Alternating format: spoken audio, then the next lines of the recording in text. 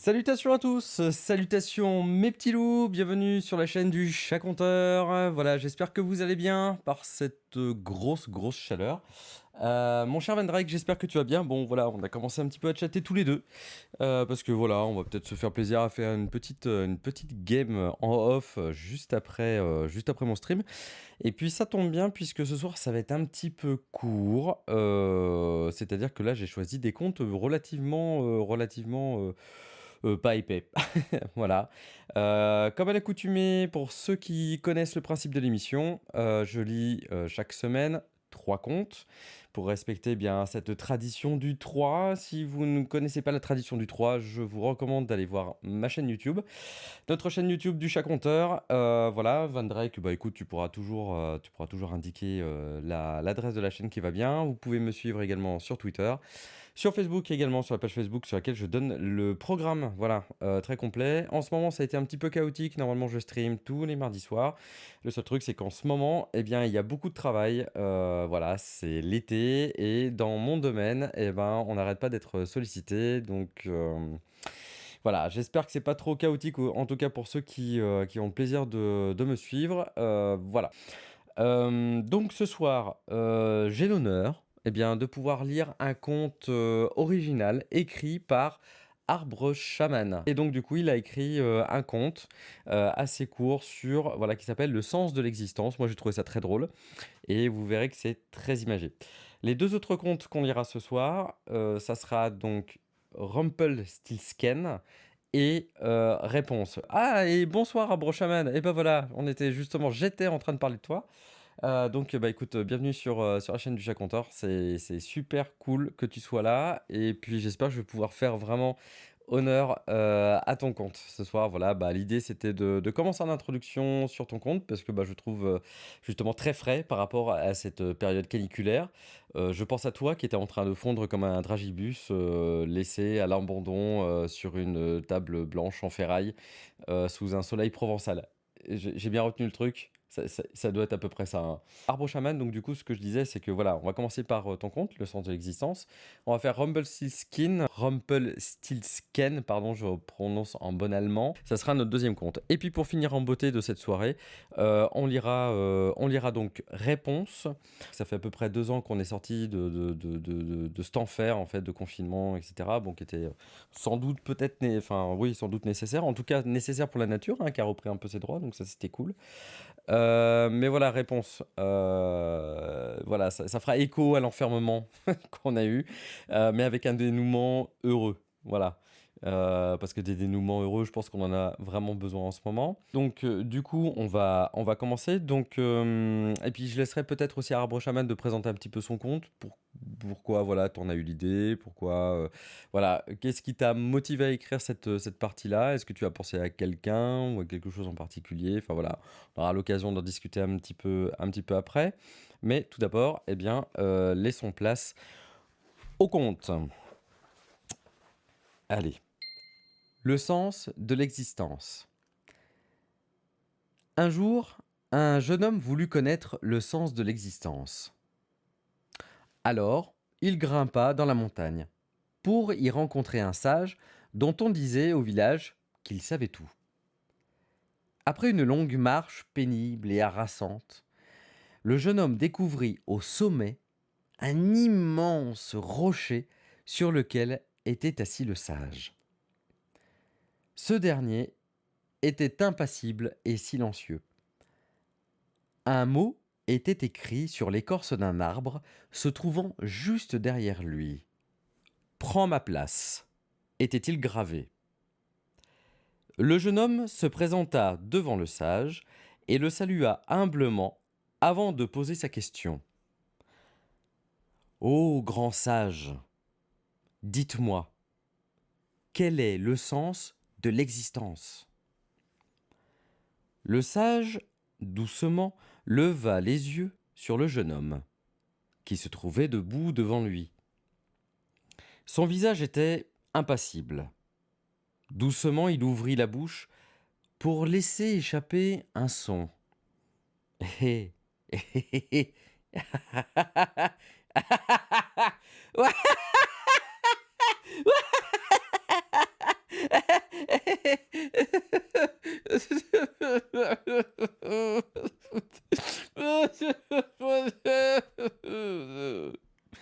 Soudain, son souffle se coupa. Sa tête, en un dernier souffle, retomba. Son corps s'affaissa et s'écroula sur le sol. Il commença, en une course folle, à dévaler la montagne comme un tonneau jusqu'à devenir un point au loin. Il se perdit dans la vallée et chuta dans le lit furieux d'une rivière qui l'emporta dans son courant. Plus rien.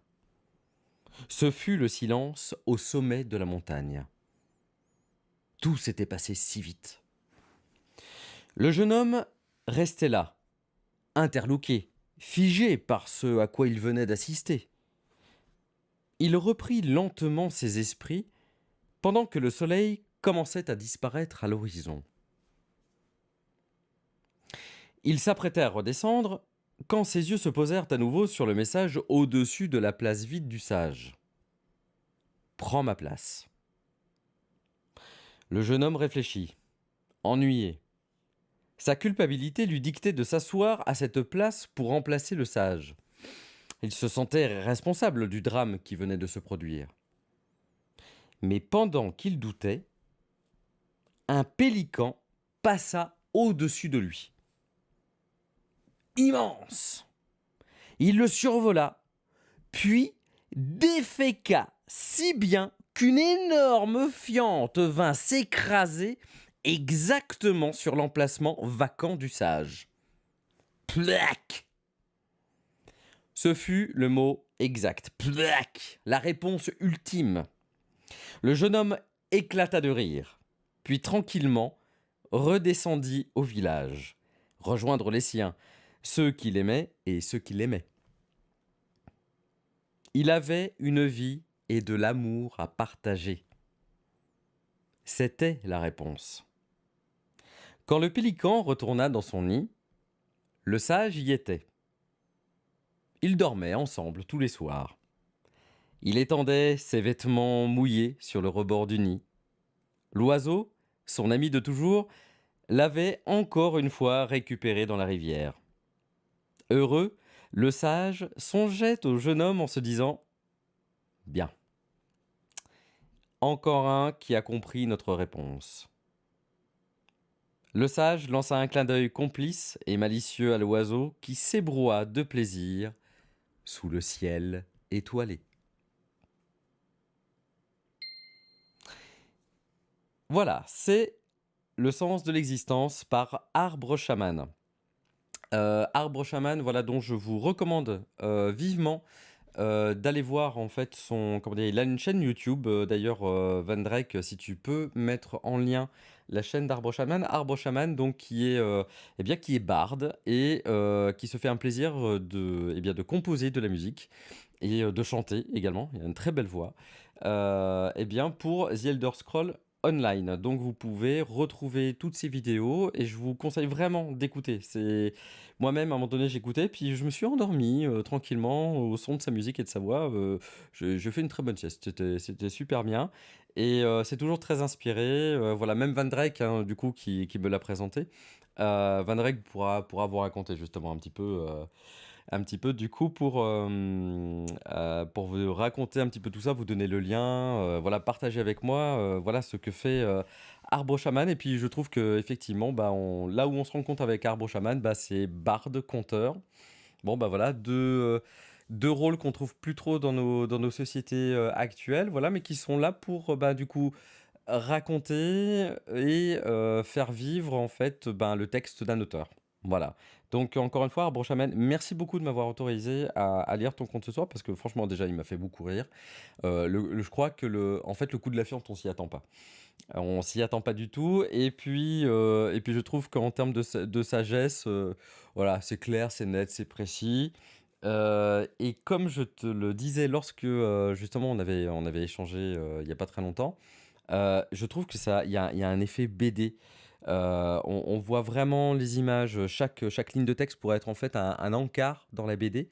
et puis avec les onomatopées, hein, quand on voit justement comme dans du Astérix, on voit les coups, les pif, paf, pouf et cetera. Mais on voit bien justement cette boule, cette boule, cette pardon, cette bulle, du sage qui est en train de se marrer, puis en même temps, puis après en train de pleurer. Voilà et puis ce petit point, moi ce que j'aime bien aussi c'est ça, c'est le comme un petit point qui s'éloigne au loin. Ta ta ta ta ta. C'est quoi là sur le sol comme un tonneau? Oh, voilà. Et en fait, il y a le coup du tonneau, un tonneau jusqu'à devenir un point au loin. Et puis c'est marrant parce que tu imagines bien ces vignettes comme ça, et tu vois bien le point s'éloigner petit à petit, le tonneau, enfin le tonneau entre guillemets, mais le personnage disparaître comme ça sur plusieurs vignettes, tu vois. Donc voilà, moi j'aime beaucoup parce que c'est très très imagé. Alors moi, ce que j'aimerais savoir, c'est du coup, Arbre Chaman, tu l'as écrit en combien de temps? Qu'est-ce qui t'a inspiré ce conte? Qu'est-ce qui t'a inspiré en fait cette figure du sage là, sur sa grosse pierre là? Parce que moi, ça m'a inspiré avant que tu répondes, enfin voilà, le temps que tu répondes. Il y a comment dire?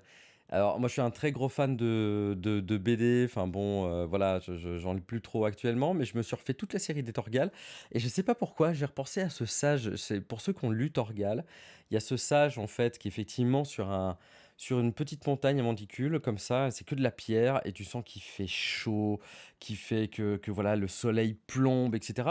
Le coup du tonneau, ça m'a fait quand même penser, aux nains dans le Hobbit. Ah vraiment. En fait, tout s'est un petit peu mélangé, si tu veux, un peu dans ma tête et dans mes petites références. Alors, Arbrachman, bien sûr, je suis inspiré par des lectures qui, j'en suis sûr, nous sont communes. Tolkien en fait partie. Ah bah voilà! Ah bah voilà! Et voilà! Et voilà, hein. Voilà, c'est ce qu'on appelle une rencontre, les amis. Et ça dans une existence, c'est précieux.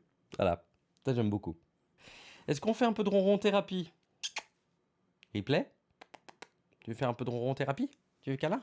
Câlin? Ouais, et attention, c'est ronron thérapie. C'est ronron thérapie d'or.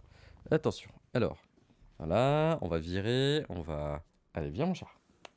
Viens mon chat. Ouah, ouah, ouah, ouah, ouais, parce que là, tu sais... c'est ça aussi le chat compteur. C'est un chat. Bah oui. Voilà, ça c'est la ronron thérapie. Alors, ce que je vais faire, c'est qu'on va faire un petit peu d'ASMR ce soir. Et nous allons donc, du coup, écouter le ronron du chat.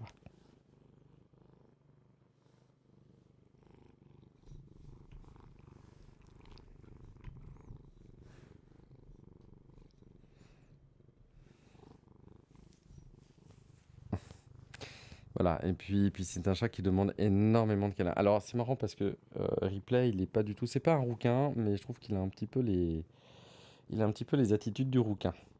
Hein, mon chat. Bon, les amis, c'est une chaîne de contes. Un peu de sérieux, s'il vous plaît. Franchement, qu'est-ce que c'est? Mais qu'est-ce que c'est, mon chat? Mais qu'est-ce que c'est? Qu'est-ce que c'est? Qu'est-ce que c'est? Bon, alors qu'est-ce que c'est? Eh ben, qu'est-ce que c'est? Donc du coup, je vous propose, on va passer sur Rumpelstiltskin. Donc, comme je vous l'expliquais tout à l'heure, en introduction en introduction, mon chat, tu te frottes au micro. Ah, attends, c'est bien, je vais avoir tous les frottements quand je vais faire le montage. Vas-y. Punaise. Ok. Alors, Rumpelstiltskin. Rumpelstiltskin, qu'on appelle aussi, c'est un. Je sens que ça va le faire le stream ce soir. Allez, mon chat, attends. Je serre un peu tout ça. Voilà. C'est bon? C'est bon? Non, t'as encore envie de te frotter. Ça te gratte là? Ah, ça te gratte, hein? Ah, ça gratte. Ah, ça gratte. J'ai- Je sais pas si je vais. Ah, tu me demandes d'arrêter? D'accord, ok. Bon, je sais pas si je vais arriver à lire mon compte, hein. Mais je sens qu'à mon avis, le Kalinou va être terminé dans pas longtemps. T'es en train de regarder de partout. Tu fais quoi? Tu veux partir? Tu veux pas partir? Oui, non? Tu sais pas. Bon, d'accord. Ok, tu restes sage pendant le stream. D'accord? Alors, c'est l'histoire d'un lighteux et de son chat qui essaie de régler un micro. Ah, ça va, ça va. Ouais, donc note pour le chat. Je suis, voilà, je fais de la lumière. Voilà, je suis régisseur lumière, un petit peu partout. Et du coup, effectivement, j'ai dû me mettre à faire un petit peu de son. Un tout petit peu, hein, parce que, bon, ça, c'est pas ce que j'appelle faire du son. Rumpelstiltskin.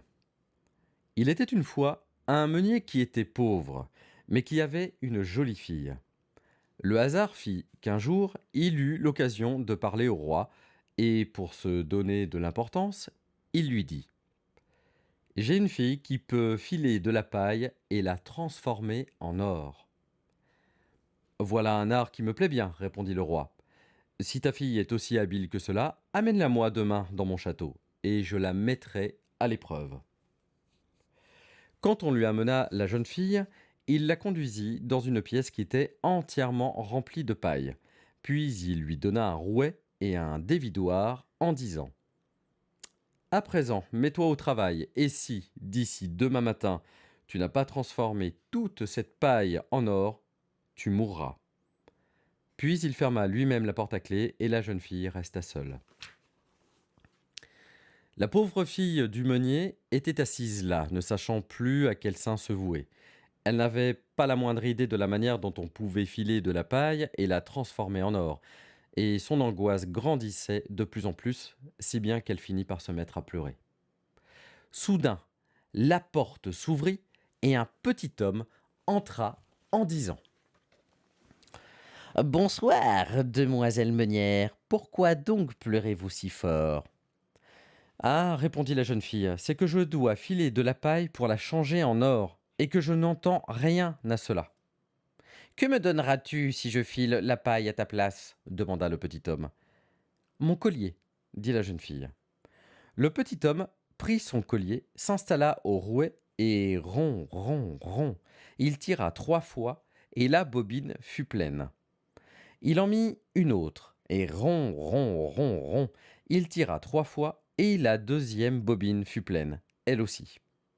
Et il continua ainsi jusqu'au matin. Toute la paille avait été filée, et toutes les bobines étaient pleines de fil d'or. Le roi arriva dès l'aube, et à la vue de l'or, il s'étonna et se réjouit. Mais son cœur n'en devint que plus avide d'or. Il fit conduire la fille du meunier dans une autre pièce remplie de paille, qui était encore bien plus grande que la première, et il lui ordonna de filer toute cette paille aussi en une nuit si elle tenait à la vie. La jeune fille ne savait que faire, et elle se mit à pleurer. Mais la porte s'ouvrit de nouveau, et le petit homme apparut en disant: Que me donneras-tu si je file la paille à ta place pour en faire de l'or? La bague que je porte à mon doigt, répondit la jeune fille. Le petit homme prit la bague, se remit à faire ronronner le rouet, et au matin, il avait filé toute la paille, il avait transformé en fil d'or étincelant. La joie du roi fut sans borne à la vue de cela, mais sa soif d'or n'était toujours pas apaisée. Bien au contraire, il fit conduire la fille du meunier dans une pièce encore plus grande qui était remplie de paille et lui dit: Tu dois encore filer cette paille-là en une nuit, mais si tu y parviens, tu seras ma femme. Quand bien même elle est fille de meunier, je ne trouverai pas de femme plus riche dans le monde entier, se disait-il. Lorsque la jeune fille fut seule, le petit homme vint pour la 3e fois et lui dit: Que me donneras-tu si, cette fois encore, je file la paille à ta place? Je n'ai plus rien que je puisse te donner, répondit la jeune fille. Alors, promets-moi, si tu deviens reine, de me donner ton premier enfant. Qui sait ce qu'il en sera, se dit la fille du meunier, et, dans son malheur, elle ne savait ce qu'elle pouvait faire d'autre. Elle promit donc au petit homme ce qu'il exigeait, et en échange, il transforma une nouvelle fois la paille en fil d'or. Quand le roi vint le matin et trouva les choses exactement comme il l'avait désiré, il célébra son mariage avec la jolie fille du meunier, et celle-ci devint reine. 1 an plus tard, elle mit au monde un bel enfant, et elle ne pensait plus du tout au petit homme. Celui-ci entra soudain dans sa chambre et lui dit: À présent, donne-moi ce que tu m'as promis. Je refais. À présent, donne-moi ce que tu m'as promis. C'est mieux. La reine prit peur et proposa au petit homme toutes les richesses du royaume, si seulement il acceptait de lui laisser son enfant. Mais le petit homme répondit: Non, quelque chose de vivant, mais bien plus cher que toutes les richesses au monde. La reine se mit alors à pleurer et à se lamenter tant et tant que le petit homme eut pitié d'elle et qu'il lui dit: Je veux bien te donner 3 jours de temps, et si d'ici là tu sais quel est mon nom, tu garderas ton enfant. La reine passa la nuit à réfléchir à tous les noms qu'elle avait jamais entendus, et elle envoya un messager à travers le pays afin qu'il se renseigne partout à la ronde sur les autres noms qui pouvaient bien exister. Lorsque le petit homme se présenta le lendemain, elle commença par Gaspard, Melchior, Balthazar, puis elle lui dit les uns après les autres tous les noms qu'elle connaissait, mais à chaque nom, le petit homme disait: Hum, hum, je ne m'appelle pas comme ça. Le matin du deuxième jour, la reine fit demander dans les environs comment on appelait les gens là-bas, et énuméra au petit homme les noms les plus étranges qui soient. Ne t'appellerais-tu pas par hasard Bête-Côte, ou bien Molène Mouton, ou bien Attache-Pied? Mais il répondait à chaque fois: Hum, hum, hum. Et je ne m'appelle pas comme ça. Le troisième jour, le messager revint et raconta ceci à la reine: Je n'ai pas réussi à trouver un seul nom nouveau, mais tandis que je passais près d'une haute montagne à la lisière de la forêt, là où le renard et le lièvre se disent bonne nuit, j'ai vu à cet endroit une petite maison devant laquelle brûlait un feu. Et il y avait un petit homme vraiment très drôle qui dansait autour du feu en sautant un cloche-pied et en criant: Aujourd'hui, je fais mon pain, demain, je ferai ma bière. Et après-demain, j'irai chercher l'enfant de la reine. Oh, comme il est bon que personne ne sache que Rumpelstiltskin est mon nom. Vous pouvez vous imaginer la joie de la reine lorsqu'elle entendit ce nom. Quand, peu après, le petit homme entra et lui demanda: Eh bien, Majesté, quel est mon nom? Elle lui demanda tout d'abord: T'appelles-tu Heinz? Non. T'appelles-tu Kunz? Non. T'appelles-tu peut-être Rumpelstiltskin? C'est le diable qui te l'a dit, c'est le diable qui te l'a dit, hurla le petit homme. Dans sa colère, il tapa si fort par terre de son pied droit qu'il s'enfonça dans le sol jusqu'à mi-corps. Puis, de rage, il saisit son pied gauche de ses 2 mains et se déchira lui-même en deux. Ça se termine comme ça, donc on peut imaginer que ça se termine finalement bien pour la reine qui garde son enfant, hein. Bon, ça se termine pas très, très bien pour Rumpelstiltskin qui du coup, si vous rentrez dans des colères noires, ne faites pas ça. Et d'ailleurs, je doute fortement que même avec une grosse colère, vous arriviez à vous déchirer en 2. Ne faites pas ça. Ne faites jamais ça.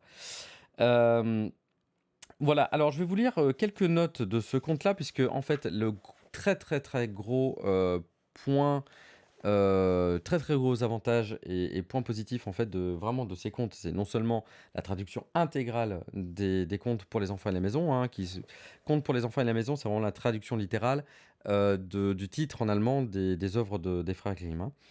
Voilà, et donc du coup, Rumpelstiltskin, le nom de cet être surnaturel est le diminutif de Rumpelstilz, terme que Jacob Grimm indique dans son dictionnaire allemand comme synonyme du terme poltergeist, en français, ce qui veut dire esprit frappeur, en s'appuyant sur l'équivalence des termes Rumpelgeist et poltergeist, désignant tous deux un esprit qui se manifeste de manière particulièrement bruyante. Plus généralement, un poltergeist est un nain, un mort, un diable ou encore un fait de sorcellerie. Voilà, pour le côté Rumpelstiltskin. À part si vous me redemandez, mais je recreuserai pas ce soir là-dessus. Mais on voit bien que, bah, disons que le roi demande par 3 fois à ce que la jeune fille puisse filer la paille en or. Rumpelstiltskin vient, par 3 fois, il lui autorise, comment dire? 3 chances quelque part pour que la reine découvre, son vrai nom. Voilà et donc ce qui est intéressant, également, c'est par rapport à ce nom d'esprit frappeur, c'est qu'en général, en fait, d'ailleurs, c'est inscrit dans les notes de Natacha Rimasson-Fertin. Hem, En fait, ce qui est intéressant dans les notes, justement, c'est que lorsque vous connaissez le nom d'un fantôme, le nom d'un démon, vous avez tout pouvoir sur lui.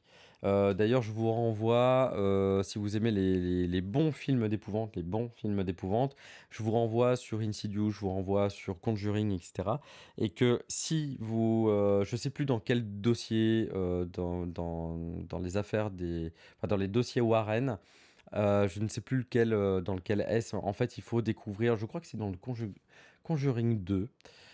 Oui, ça doit être celui-ci, justement, où en fait, elle doit découvrir le nom du démon pour pouvoir le contrôler et le conjurer. Donc du coup et donc de s'en débarrasser. Voilà, de faire un énième, exorcisme, plus dangereux que dans le premier Conjuring.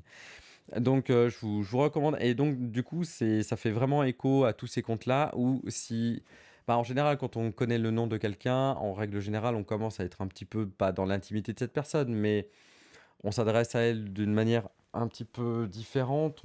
Voilà, il y a un échange qui est différent quand on connaît le nom de quelqu'un. Et là, dans le cadre vraiment fantastique des démons, des anges, de ce que vous voulez, quand vous faites une invocation avec vraiment le nom de ce démon ou de cet ange ou de ce que vous voulez, ou d'une divinité quelle qu'elle soit, eh bien, du coup, vous avez le pouvoir de l'invoquer. Après, bon, je vous recommande pas de vous amuser à toutes ces choses-là, que vous soyez, voilà, quelles que soient vos croyances.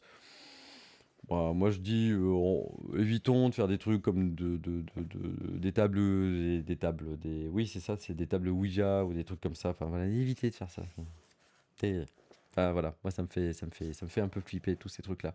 Donc voilà, donc du coup, en fait, c'est ce qu'on voit là, c'est qu'effectivement, dès qu'elle a le nom du Rumpelstiltskin, dès qu'elle a son nom, et ben, elle a tout pouvoir sur lui.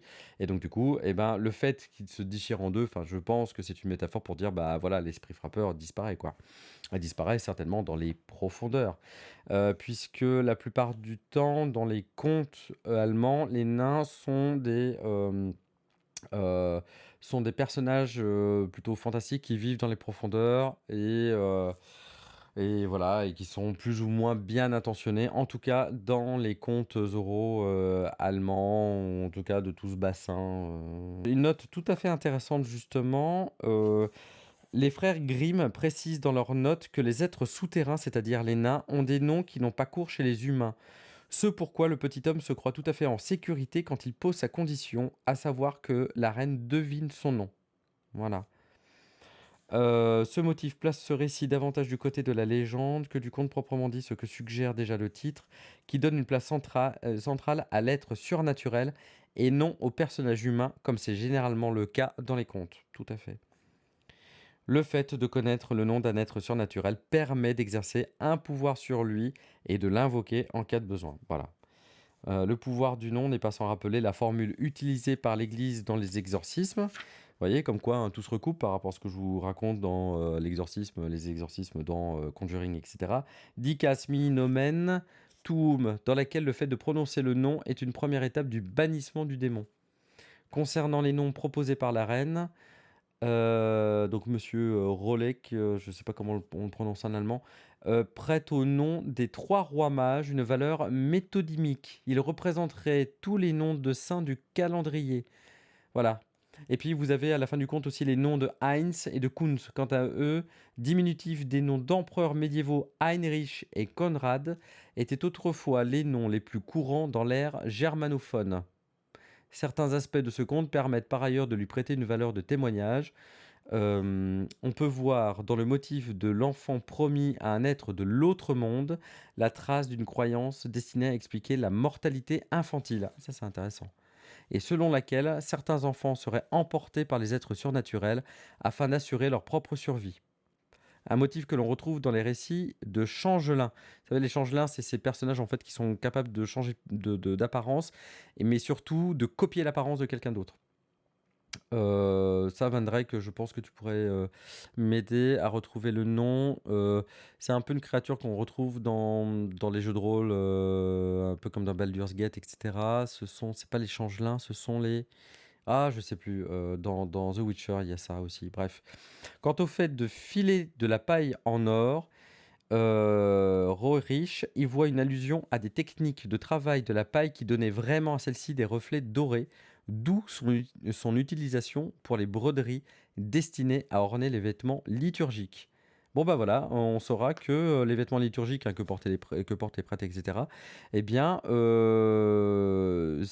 donc il y avait une base de techniques de travail de la paille. Non, c'est intéressant. Ok. Bon, vous voyez, on en apprend tous les jours. Vraiment, c'est chouette, hein. C'est cool. Hem, voilà et puis après, bah, si les techniques au rouet, le filage et cetera vous intéressent, je pense qu'il est bon de faire des quelques recherches sur internet parce qu'il y a quand même, bah, voilà, je vous lis quand même beaucoup de comptes sur lesquels justement on a ces histoires de filage, notamment, bah, bien sûr avec la Belle au bois dormant qui se pique le doigt, à la pointe d'une quenouille, grâce à laquelle, eh bien, on file la laine. Voilà, donc le Doppler et même le vrai nom complet, c'est pas le doppelganger justement, Van Drake? Ouais, Google est mon ami. Ouais, c'est ça. C'est le doppelganger en fait, le nom complet. T'as le Doppler effectivement, mais je crois que c'est le doppelganger en fait, le nom, qui doit être encore un nom en allemand, je pense, a priori. Ouais, doppelganger, voilà, c'est ça. Merci. Merci, tu m'as permis de m'y retrouver, c'est cool. OK. Eh bien, mes chers amis, on va passer sur réponse. Un doppelganger est un mot issu de l'allemand, voilà, signifiant sosie ou double d'une personne vivante. Il est présent dans la fiction, le folklore ou encore dans la mythologie germanique et mythologie nordique. Et ben voilà. Réponse. Alors, moi, du coup, ce que je vous suggère, c'est repenser. Ah, alors non, n'y repensez pas, mais ça fait référence à 2 ans en arrière. Allez, on est parti. Hop. Touc. Réponse.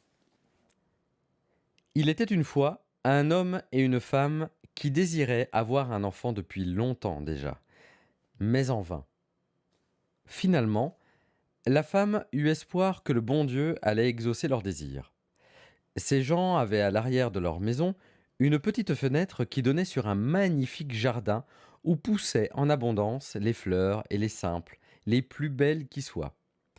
Mais ce jardin était entouré d'un haut mur et personne n'osait y entrer parce qu'il appartenait à une magicienne qui avait un pouvoir immense et que le monde entier craignait.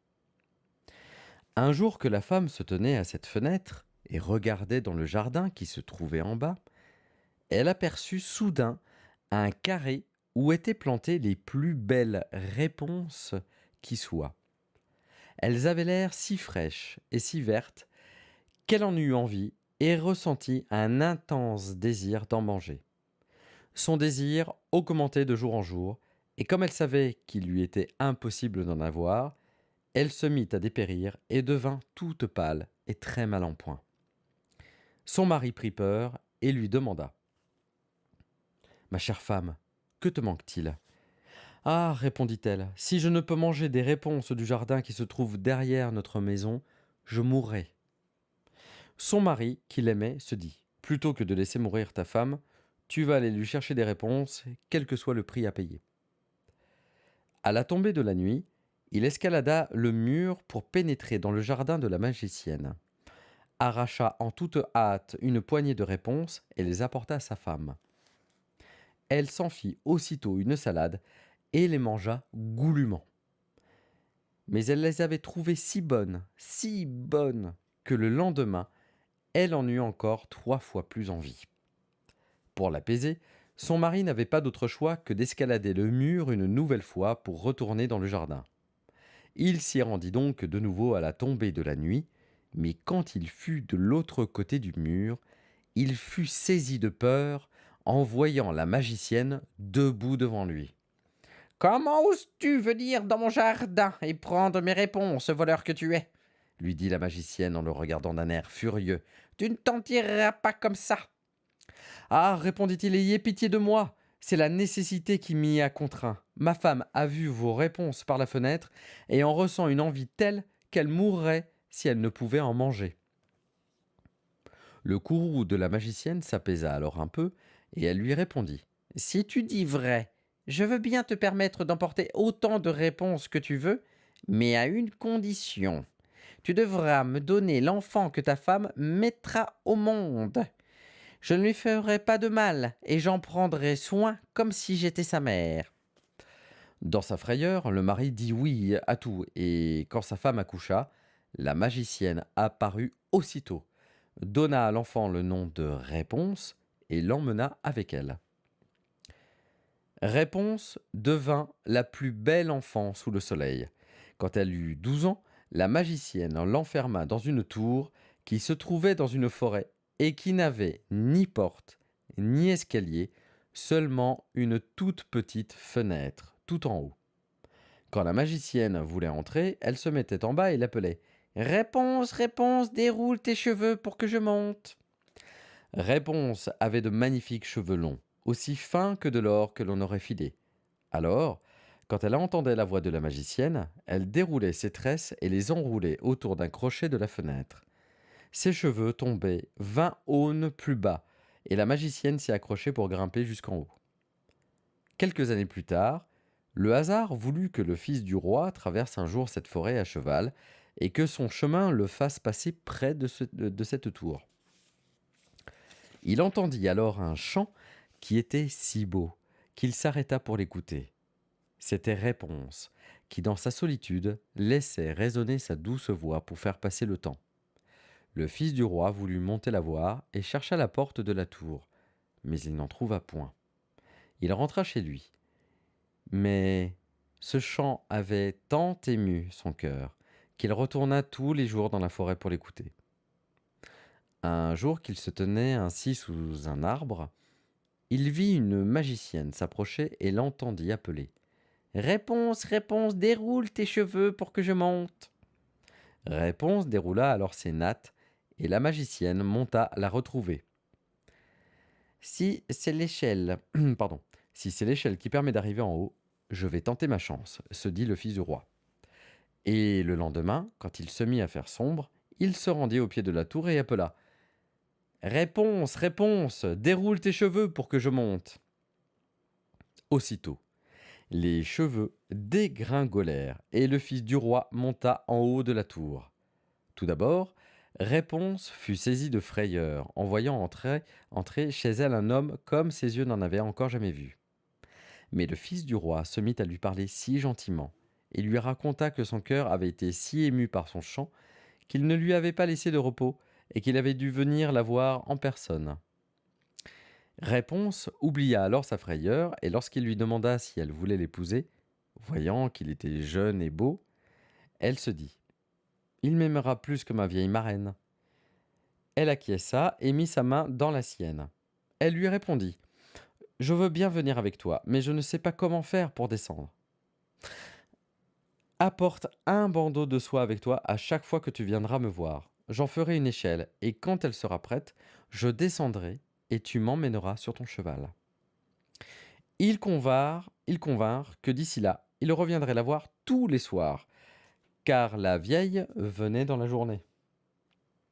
Quant à la magicienne, elle ne se doutait de rien, jusqu'à ce qu'un jour, Réponse lui parle en ces termes. Dites-moi donc, marraine, comment est-ce possible? J'ai bien plus de mal à vous hisser jusqu'ici que le fils du roi qui, lui, est en haut en un clin d'œil. Ah! Enfant impie! S'écria la magicienne. Que me faut-il entendre là? Je croyais t'avoir coupé du monde entier et tu as quand même réussi à me tromper. Dans sa fureur, elle empoigna les beaux cheveux de Réponse, les enroula plusieurs fois autour de sa main gauche, saisit une paire de ciseaux de sa main droite et clic-clac, les voilà coupés. Et les belles tresses tombèrent par terre. Et elle était si impitoyable qu'elle emmena la pauvre Réponse dans une contrée déserte où celle-ci dut vivre dans la détresse et la misère. Cependant, le soir du jour où elle avait répudié Réponse, la magicienne attacha au crochet de la fenêtre, en haut de la tour, les tresses qu'elle avait coupées. quand le fils du roi vint et appela: Réponse, réponse, déroule tes cheveux pour que je monte. Elle fit dégringoler les cheveux. Le fils du roi monta, mais ce n'est pas sa réponse bien-aimée qu'il trouva en haut.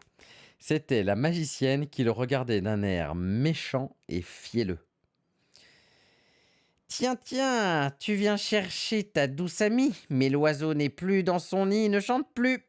Le chat l'a attrapé et en plus il va t'arracher les yeux. Réponse est perdue pour toi. Tu n'as, oula, tu ne la reverras plus jamais. Fou de douleur et de désespoir, le fils du roi se jeta dans le vide du haut de la tour. Il eut la vie sauve, mais les épines dans lesquelles il tomba lui crevèrent les yeux. Il erra alors, aveugle, dans la forêt, ne se nourrissant que de racines et de baies, et ne faisant rien d'autre que pleurer la perte de sa femme bien-aimée.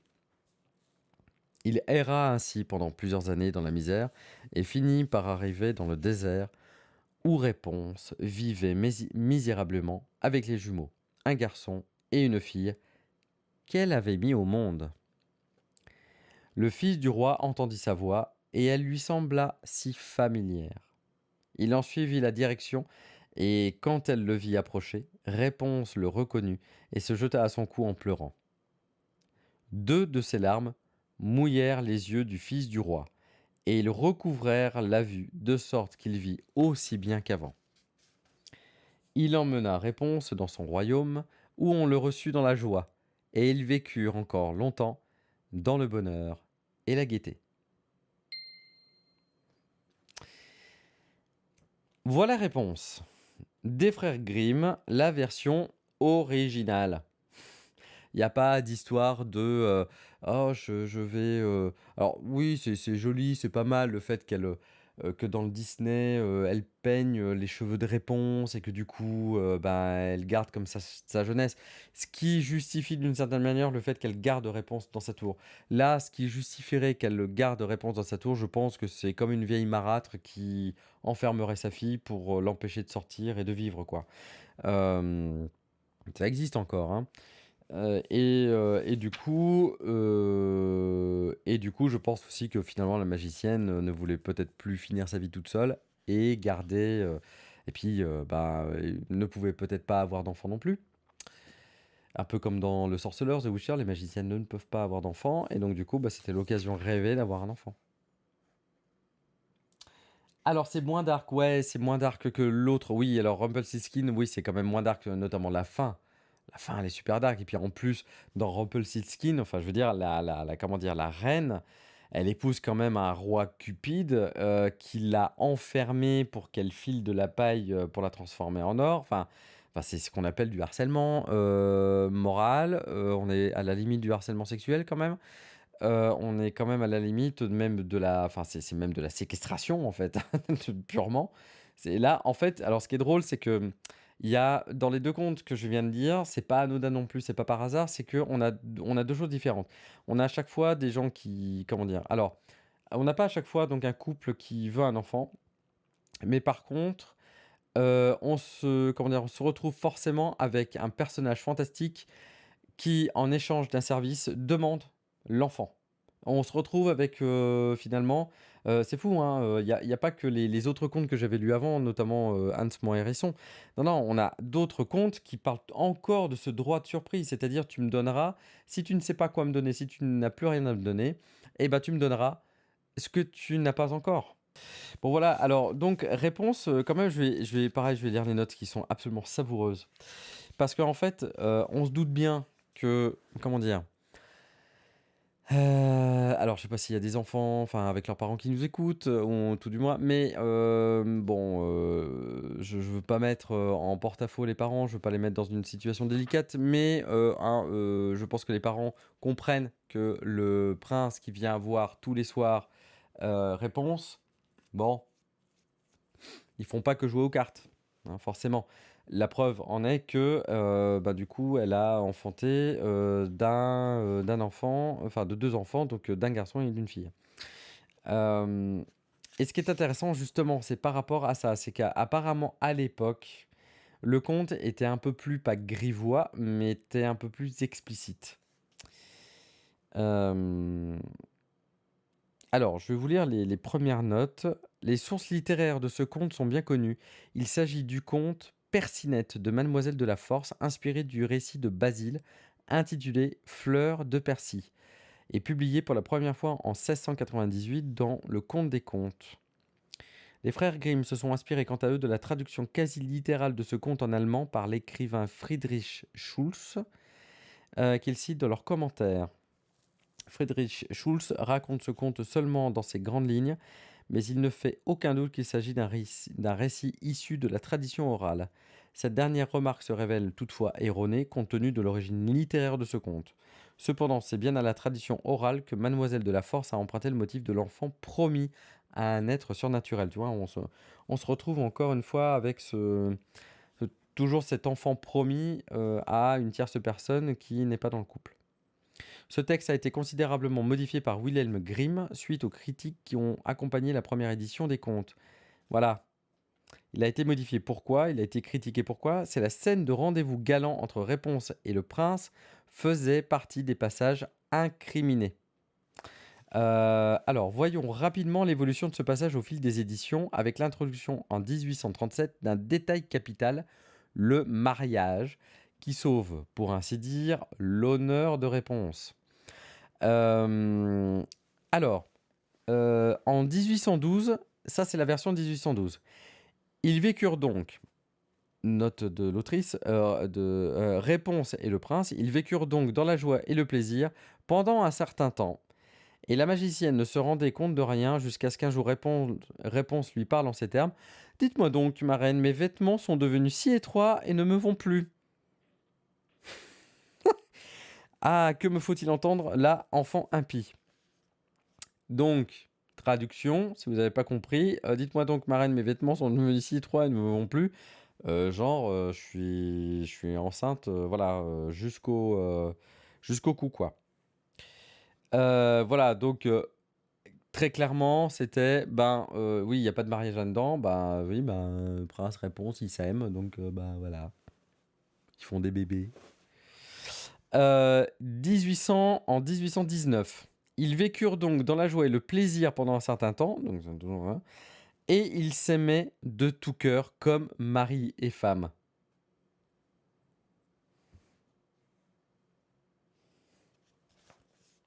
Quant à la fée, elle ne se rendait compte de rien jusqu'à ce qu'un jour, Réponse lui parle en ces termes. Dites-moi donc, ma reine, comment est-ce possible? J'ai bien plus de mal à vous hisser jusqu'ici que le fils du roi qui, lui, est en haut en un clin d'œil. Tu m'étonnes. Et la version de 1837, Réponse oublia alors sa frayeur, et lorsqu'il lui demanda si elle voulait l'épouser, voyant qu'il était jeune et beau, elle acquiesça et mit sa main dans la sienne. Oui, parce qu'on imagine bien quand même que elle fait monter un mec chez elle. Bon, elle est surprise. C'est pas sa marraine, la fée. C'est pas sa belle-mère. Enfin bref. Elle se retrouve face à un mec qui la dragouille. Bonjour, tu me connais pas? Est-ce que tu veux m'épouser? Bien évidemment que ça ne se passe pas comme ça dans la vie courante, ou alors ça se passe encore comme ça en Inde, ou même ailleurs, où les mariages sont encore imposés, hein, voilà. Mais très clairement, hein, voilà, ça se passe pas comme ça. Et puis en plus, bon, sous-entendu, enfin c'est même pas sous-entendu, c'est dit, ils conviennent qu'ils vont fabriquer comment dire, une échelle de corde avec comment dire, des draps de soie ou je sais pas trop quoi, en tout cas avec du tissu, et il va venir tous les soirs. C'est sous-entendu, je vais venir tous les soirs te voir. C'est ça que ça veut dire, hein. Dans leurs commentaires, les frères Grimm signalent que le conte de la jeune fille dans la tour existe avec une introduction différente. A. Centrée sur le motif de la chambre interdite. A.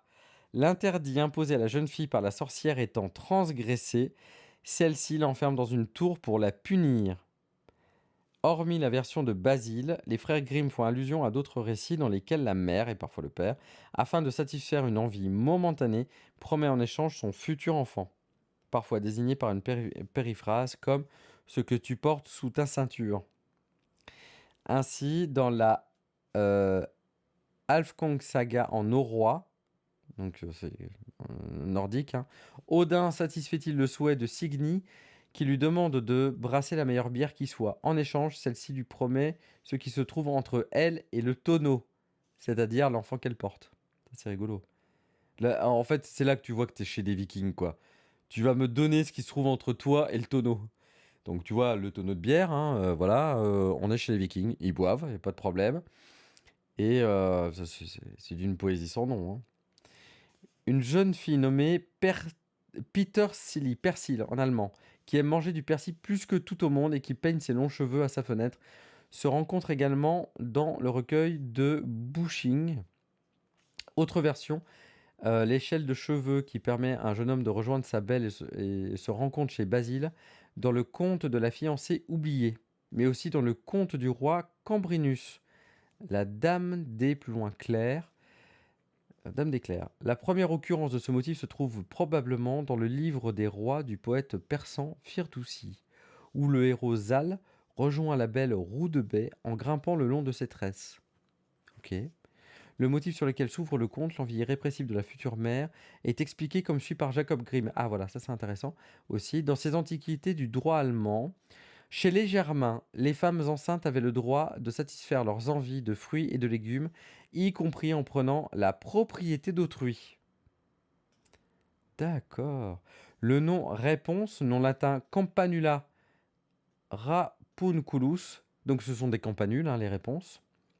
Bah, les campanules, on vous en trouvez de partout, et d'ailleurs pas mal en montagne, hein, si vous faites de la montagne, vient du latin rapa, rave. Il s'agit d'une plante aux fleurs lilas en clochette dont les racines et les feuilles se mangent en salade. Voilà, rave, hein, c'est racine. Les commentaires allemands de ce conte renvoient quant à eux à l'étymologie suivante, radix puntia, qui désigne une variété de mâche. Quant au nom donné à la magicienne dans le texte allemand, Frau Gothel, les frères Grimm proposent dans leurs notes la signification suivante. Le parrain est appelé non seulement Vater, père, mais aussi Pate, parrain, Goth ou Dodd. C'est marrant, Vater, ça me fait penser à Darth Vador, le père sombre. Si ça se trouve, ça vient de là, hein, Vador, Vader, Vater. L'enfant baptisé est également appelé Pate ou Gothel, dont la confusion des deux dans la légende. Gothel signifie donc marraine, hypothèse que confortent les nombreux contes où une fée ou un être surnaturel joue ce rôle. Ce qui est intéressant, c'est que en fait, dans le réponse de Disney, on a affaire à une sorcière qui justement est avide en fait d'une fleur qui lui garde sa jeunesse et qu'elle va accueillir régulièrement. Sauf que pour soigner la petite réponse, qui justement est toute bébé et puis elle est malade, eh bien les soldats donc vont cueillir cette fleur hyper rare et vont lui permettre justement de soigner. Donc réponse va avoir donc du coup va hériter des propriétés, ses cheveux vont hériter des fameuses propriétés de la fleur, et c'est pour ça que la sorcière va kidnapper, donc désolé pour le spoiler, hein, pour ceux qui connaissent pas, mais va kidnapper Réponse pour justement l'enfermer, faire croire que c'est sa mère, et tous les jours va peigner Réponse pour que la sorcière puisse garder la jeunesse éternelle. Et ce qui est assez drôle, c'est que du coup, ils ont fait une variation de la mère qui est enceinte, qui a des envies de manger, voilà, et du coup, elle voit ses campanules, là, ses fleurs, ses réponses qu'elle a envie de manger en salade. Et c'est marrant parce que du coup, la cueillette, non, en fait, la cueillette n'est pas inversée. C'est-à-dire qu'en fait, du coup, la sorcière autorise, oui, tu pourras prendre ma fleur, mais celle qui mange, enfin, ce pourquoi tu as besoin de manger des fleurs, parce qu'en fait, tu vas être maman, en fait, tu vas être enceinte, tu vas être maman, et du coup, tu me donneras ton enfant. Ah, c'est intéressant, ça, cette variation, du coup. Source projet Voltaire. Darth Vader est le nom original du méchant de la saga de Darth Vader en français, fait l'objet de plusieurs interprétations. D'abord, le néerlandais Vader signifie père. Et voilà, on y est, les gars. Merci, merci Van Drake pour la recherche. Ça, c'est cool. Tu vois ce que j'aime bien dans notre émission du chat compteur, ce qui est cool, ouais, c'est le GG. Good game. Yeah. On va se quitter sur ces simples mots. N'oubliez pas, vous avez une vie à vivre, ne vous précipitez pas. Je pense que c'est un peu ça aussi le sens de l'existence, c'est ne pas penser à son sens, mais plutôt à le vivre. Je vous salue sur ces belles paroles. À très bientôt, des bisous. Ciao, ciao.